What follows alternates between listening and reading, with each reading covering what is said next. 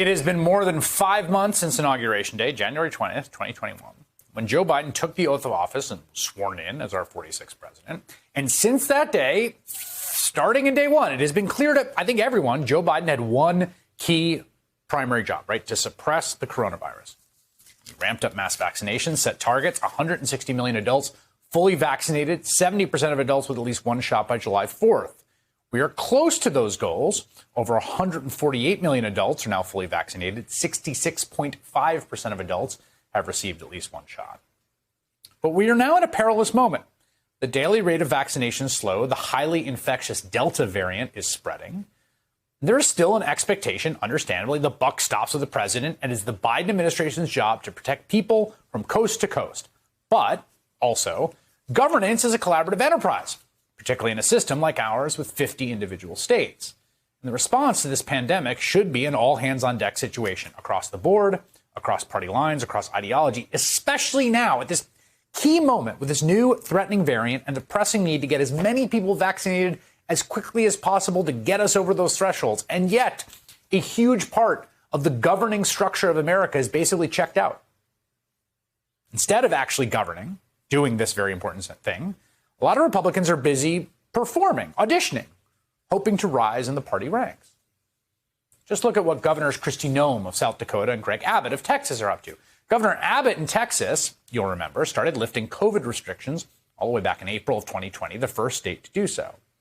Now, vaccinations in Texas are not good. They are lagging. Just 48% of people receiving at least one shot. That's not good enough. That's a bad number. It is as bad as it gets for a big state. The others, like California, New York, and Florida, are way ahead. And because of their low vaccination rate, Texas is ripe for an outbreak as this variant spreads.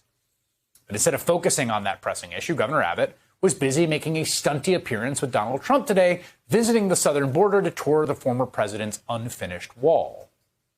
And there's Kristi Noem, South Dakota governor, who clearly has her eye on the Republican presidential nomination. She has made her name in the party as the I don't care about COVID governor.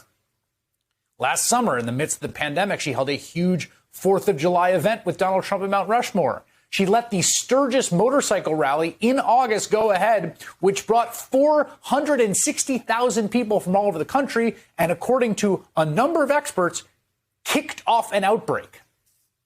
For a time, Governor Noem's state had one of the highest case and death rates in the entire country. And just like Texas, South Dakota's vaccination rate is still low. 50% of residents receiving at least one dose. Again, not good enough. It will get people killed to not get those numbers higher. But Kristi Noem is more concerned with not being left out of Donald Trump and Governor Abbott's fun at the border. Hey, guys, can I get in?